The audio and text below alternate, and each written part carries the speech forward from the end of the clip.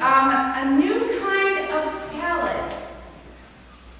Takže máme kaleidoskopní program, jestli já můžu říct, takhle, kde zábavní zvířátky hrajou a nové salad kuchaři připravujou. Budete vidět, co já myslím.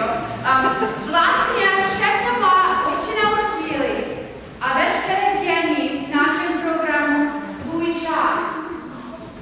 Je čas rozesmatý i čas povzdechnutí.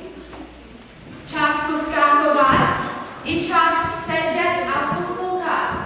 Slyšeli jste? A je čas legrace i čas vytváření